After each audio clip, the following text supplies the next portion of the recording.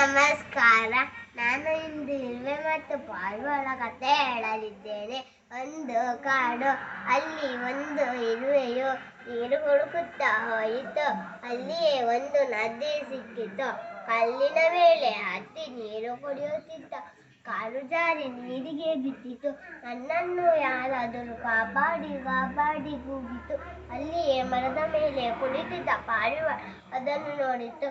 ಒಂದು ಎಲೆಯನ್ನು ನೀರಿಗೆ ಎಸೆಯಿತು. ಇರುವೆಯು ಎಲೆ ಮೇಲೆ ಹತ್ತಿ ದಡವನ್ನು ಸೇರಿತು.